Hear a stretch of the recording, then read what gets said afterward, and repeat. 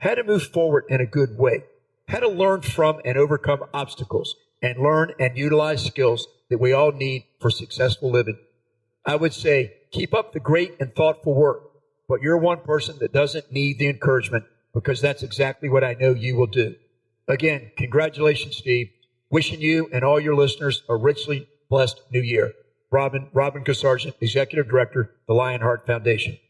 Well, Robin, again, I just want to say thank you. And I want to point out that every time I go into prisons, you personally, through your foundation, give me 4 copies of Houses of Healing to give to every prison that I go to. You're just so wonderful, Robin. God bless you and thank you. Well, the next person that I want to thank is Leffert Fate. And over the last year and a half or so, Leffert has become one of my closest friends. We have spent so much time getting to know each other, but Leffert is one of the most amazing people that I've ever met. He spent 31 years in service to our country through the Air Force, achieving the highest rank as an enlisted person. And he then went to the South Carolina Department of Corrections and headed up the medical services in the hospital. And Leffert has introduced me to so many people. In a while, you're going to hear about a person he introduced me to, John Hagan, who is head of medical services for North Dakota. But Leffert has opened up so many doors for me. But Leffert and a group of other John Maxwell leadership coaches, they started a program called Design Your Empowered Year. And this program is a perfect program for everyone who is going to be coming out of prison to re-enter society and have a mentorship program there for them. It's a 1-year program, and I'd like to read about your Empowered Year and the Right Thinking Project. Get ready for a year-long focus on you. Join us on this journey of personal growth and development within a community of like-minded dream achievers. We all want more out of life, don't we? But too often on our quest to live a richer and more rewarding life, we drift off course and seem to get lost along the way. Live your life by design, not by default. The next 12 months are going to pass away, whether you really intentionally focus on getting where you want to go or whether you just carry on autopilot. God willing, you are going to end up somewhere in a year's time. The question is it going to be somewhere you really want to be? Because wherever that is, you are only going to get there from where you are right now. And to get from here to there, you are going to have a plan. You can go to rightthinkingproject.yourempoweredyear.com to know more about the program. But I just got to tell you, Leffert is just incredible. And I introduced him to Don Green, and he became a certified Napoleon Hill instructor. But Leffert is a man with purpose, a man with a mission, a man who really wants to make the world a better place. And he and the other 3, Miziel Diaz, John Mejia, and Fabio. Actually, let me stop for a second here. Fabio Garcia, the 4 of them, Leffert, Fabio, John, and Miziel, are the 4 people that put together Design Your Empowered Year. And my wife and I went through the whole program for the last year, and it is just an incredible self-exploration. It gives you tools and guidance on how to move forward with your life and get beyond many of your barriers.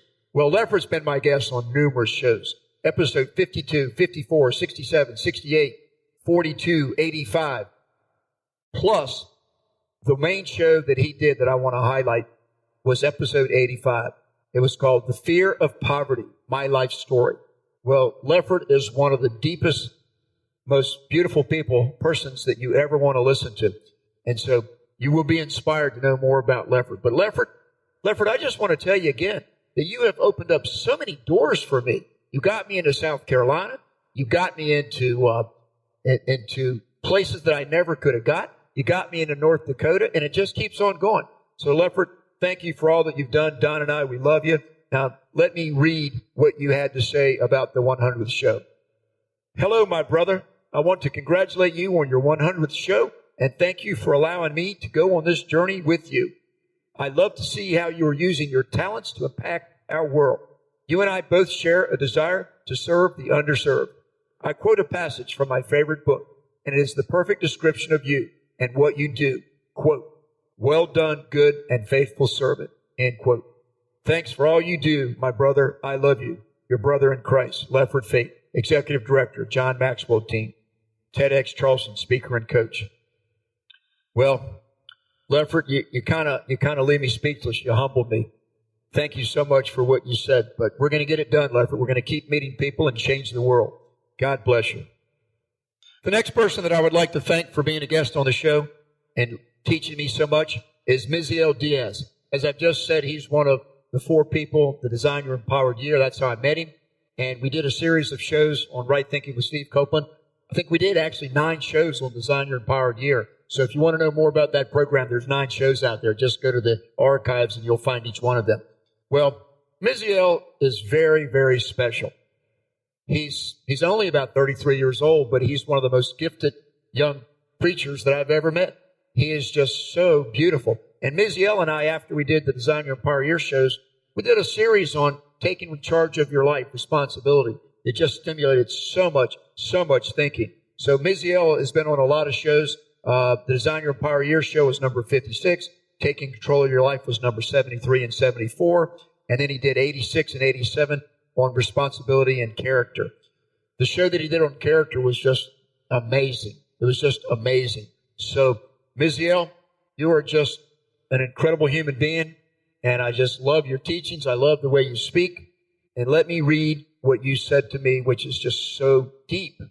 First, Steve, first of all, I would like to congratulate you on reaching your 100th show. This is not an insignificant milestone and should not be taken lightly. I am celebrating with you.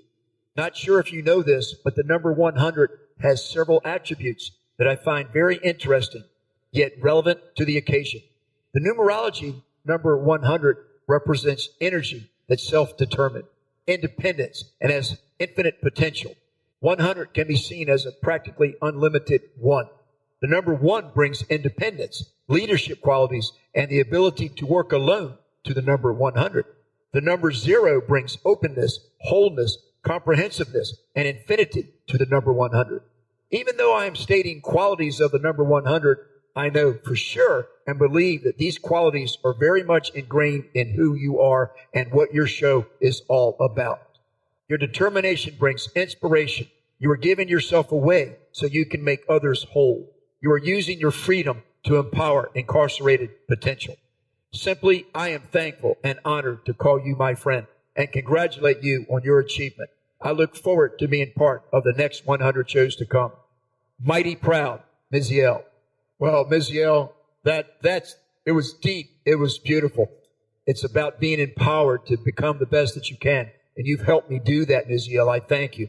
2 of the shows that Miziel did, episode 86, Do You Love Yourself? It said, tune in and hear Miziel, one of the hosts of Design Your Empowered Year, and Steve, discuss the importance of knowing and loving yourself as a starting point for stronger, more meaningful relationships. The show will help you gain a better understanding of yourself, moving you toward realizing your potential in life. And the show that I think is probably one of your best, Miziel, was episode 87, Character, the foundation of who you are. And I just have to tell you that you really understand when you say that character is who you look at in the mirror. Thank you, Miziel, for all that you are. God bless you. Well, now I'd like to thank 2 people in a row that have never been on the show, but that are my most loyal fans. And Gary Schaefer, my racquetball buddy.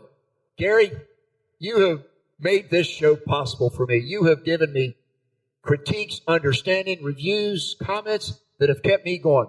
And so, Gary, I just thank you so much for being my buddy.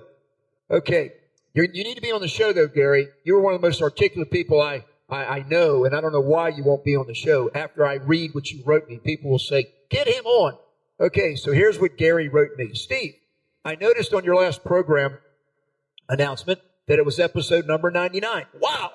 That means that the next show will be number 100, and that is quite a milestone.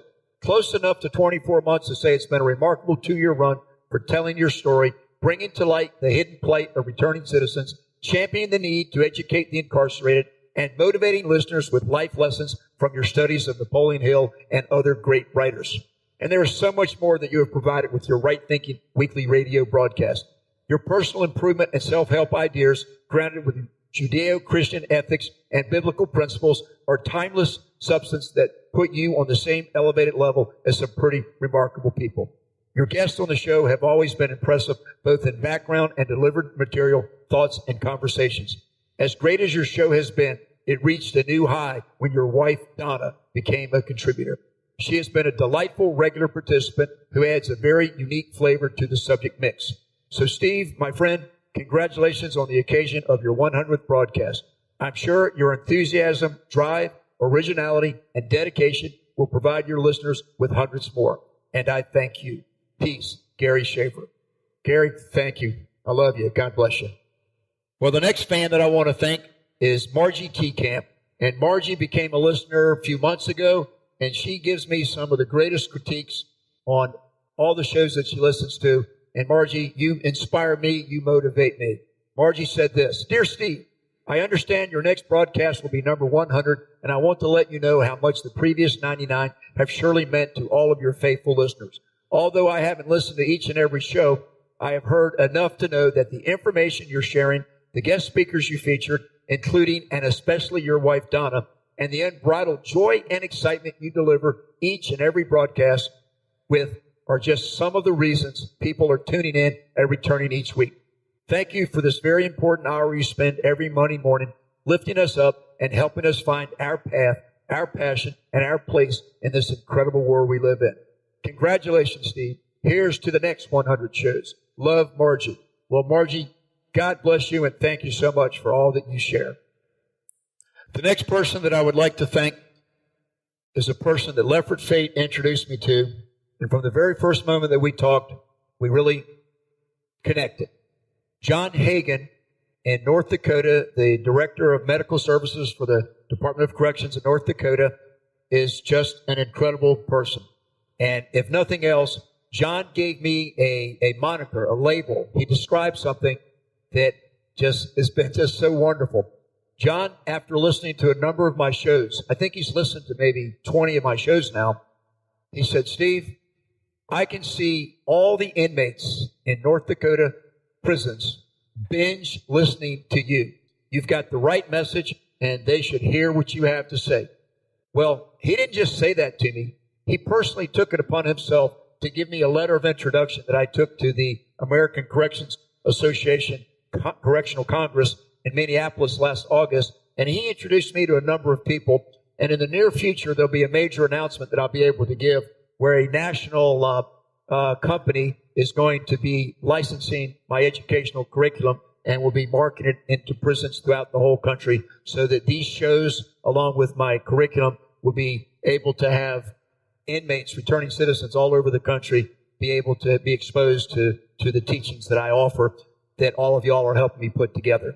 Remember, this is not just my message, and that's when I didn't say it with Jim Stovall, but when I met with him and I went to Oregon, I was able to tell everyone from that moment on that the message that I bring into prisons is not just for me. It's from many, many other people. Jim Stovall, Don Green, Robin Kasarjian, Viktor Frankl, Napoleon Hill. So it's just all of us as a group of people that we're trying to do what we can to make the world a better place. And I thank all of you. Well, John, you have opened up doors for me and are moving forward. And I just thank you so much. I look forward to the next time that we can be together. But let me read what you wrote, John, and thank you for taking the time. John wrote this while he was on a conference in New Orleans for another American Corrections Association Congress. And every one that I've highlighted on the show is incredibly busy. So I just want to do a blanket thank you to each one of you for taking time out of your busy schedules where you're working to help other people to give me these beautiful words of encouragement. Dear Steve, this is from John Hagan. Dear Steve, congratulations on your 100th podcast. This truly is a monumental achievement. Thanks also for your kind Christmas gift. It truly is a gift to stop and to listen to. I sent an audio book of Christmas Eve, 1914, one of my favorite times in history where the troops stopped during World War I to celebrate Christmas together. The German troops, the French, and the Scottish troops all stopped. Thanks for asking for my thoughts on your milestone. I listened to your New Year's Eve show early this morning, Hope Through Education. Really distills your entire program to its essence. I remember vividly meeting you courtesy of our mutual friend, Lefford Fate. I owe him a great debt for connecting us. It was only last spring you came through North Dakota on your whirlwind cross-country tour. You visited 2 of our facilities and brought hope and change through passion and compassion. We talked together then about how to multiply your impact.